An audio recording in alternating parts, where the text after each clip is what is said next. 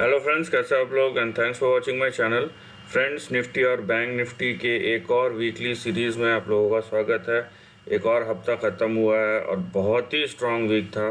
यहाँ पे Nifty higher highs लगाया जा रहा है यहाँ पे। और इससे पहले अगर आपने मेरा इससे पहले के वीडियोस देखे हैं तो पहले ही हम डिस्कस कर चुके थे इसके बारे में कि किस तरीके का ट्रेंड हो सकता है और निफ्टी जो है वो कहाँ पे जा सकता है, और बैंक निफ्टी के बारे में भी हम डिस्कस करते रहते हैं। तो यहाँ पे आप देखिए, अभी थोड़ा सा ओवरऑल ट्रेंड मैंने बहुत बार एक्सप्लेन किया है, आप उसके लिए मेरे प्रीवियस वीडियोस देख सकते हैं। यहाँ पे थोड़ा सा हम प्ले अराउंड करेंगे और यहाँ पे निफ्टी का ट्रेंड जो है ना बहुत ही सिंपल बन जाता है। मैं आपको दिखाऊंगा मैं क्या बोल रहा हूँ।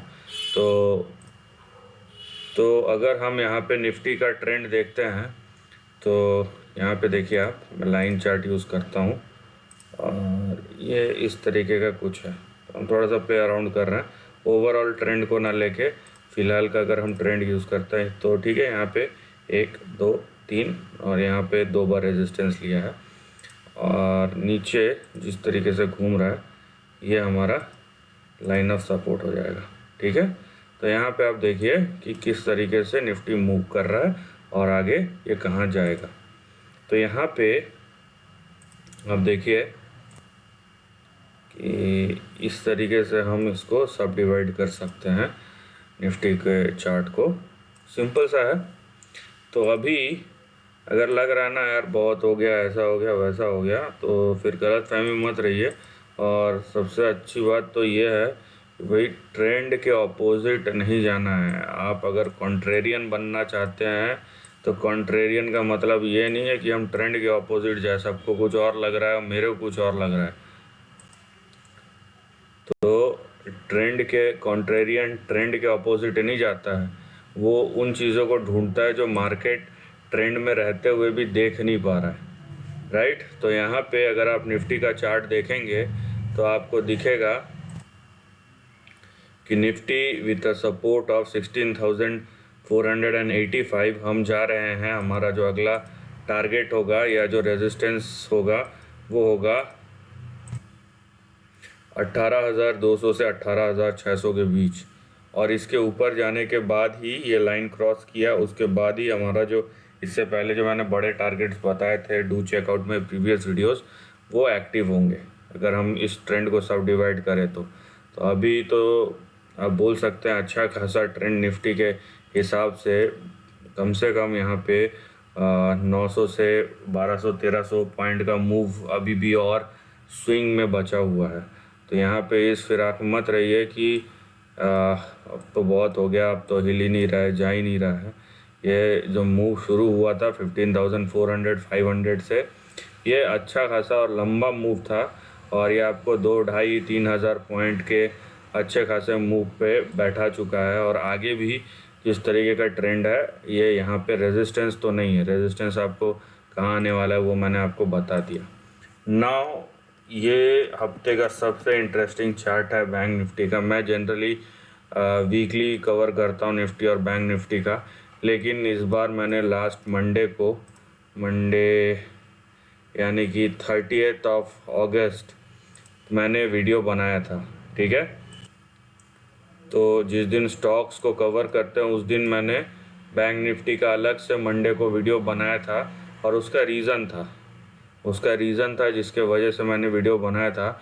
और ये बहुत समय बाद ये हफ्ता जो गुज़रा है यहाँ पे बैंक निफ्टी का, आपको देखने मिला होगा कि बैंक निफ्टी लगातार 4 दिन से मंडे ट्यूसडे वेडनेसडे थर्सडे लगातार 4 दिन आपको पॉजिटिव में क्लोज बंद हुआ है, हायर हाइज बनाया है।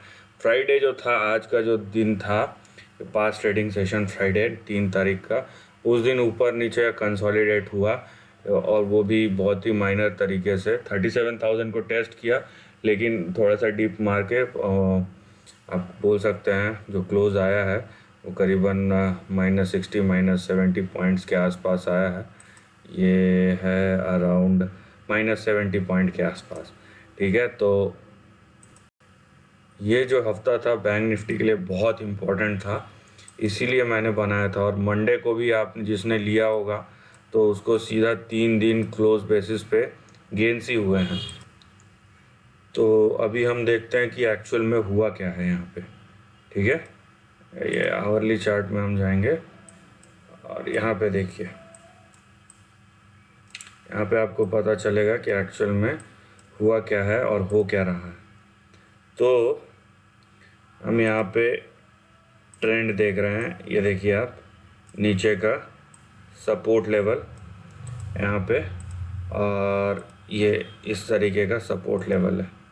ठीक है, नीचे ऐसा कुछ नहीं है कि रॉकेट साइंस है, जो ट्रेंड है हम जो भी प्राइस एक्शन है उस पर हम ट्रेंड अप्लाई कर रहे हैं, दैट्स इट। और ये देखिए आप, ठीक है, यहाँ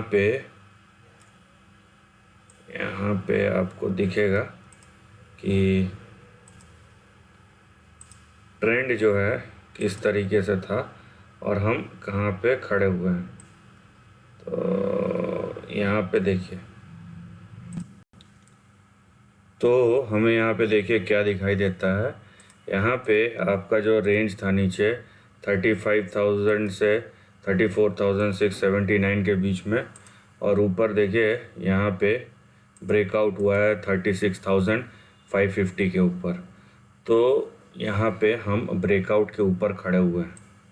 ठीक है, एक हफ्ते में जो मूव आया है ये 34,900 800 900 के आसपास से, तो ये हमको ब्रेकआउट के ऊपर पहुंचा दिया है।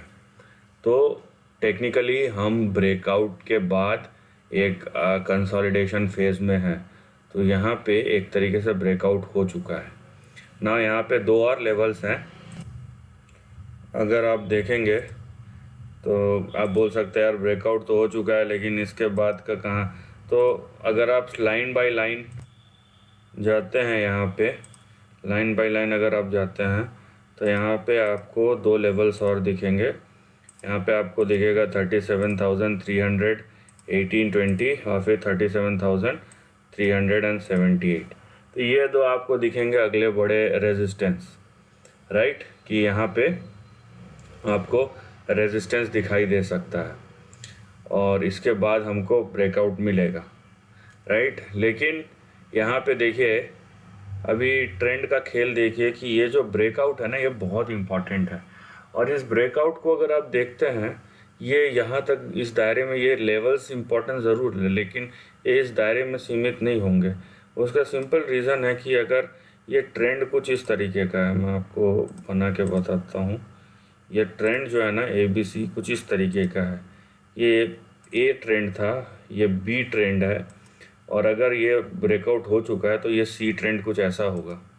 ठीक है, तो यहाँ पे हम लेंथ को मेजर करेंगे, और अगर यहाँ पे मैं मिनिमम लेंथ भी मेजर करता हूँ नीचे से यहाँ ऊपर तक, तो ये 5,000 पॉइंट का होता है। मैंने इसको हटा दिया, मैंने 500 पॉइंट और निकाल भी दिया, तो 5,000 पॉइंट का रेंज है।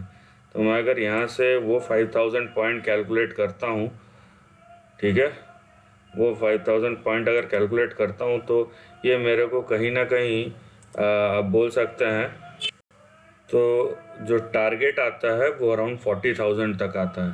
अब यहाँ पे अगर आप देखेंगे कि नीचे से ऊपर तक आने में इसको करीबन 38 दिन लगे थे। ठीक है, 38 डेज।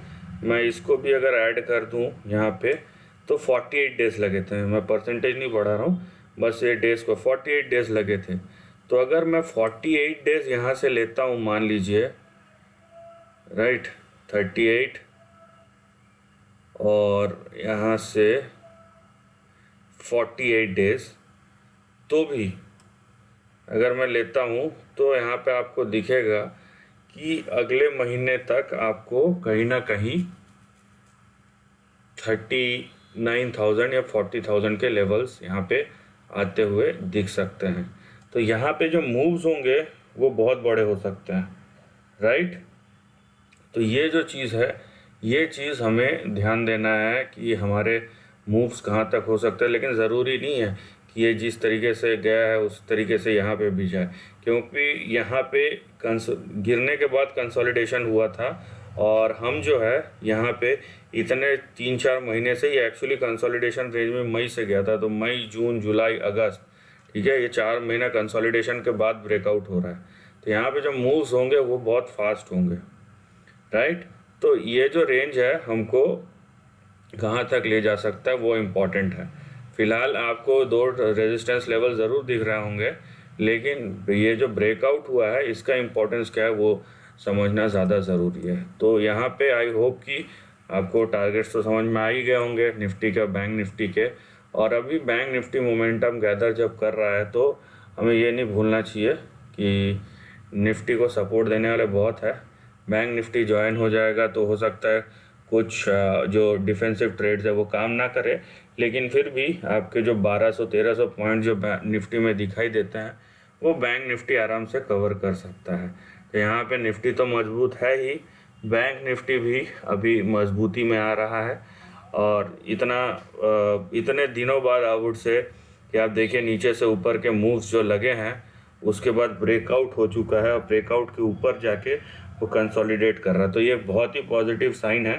तो यहाँ पे आप कॉन्ट्रेरियन बनिए, लेकिन मार्केट फ्लो के ऑपोजिट जाके चीज़ों को दूसरे अपने हिसाब से देखने की कोशिश मत कीजिए, अदरवाइज़ प्रॉब्लम बहुत बड़ी हो जाएगी।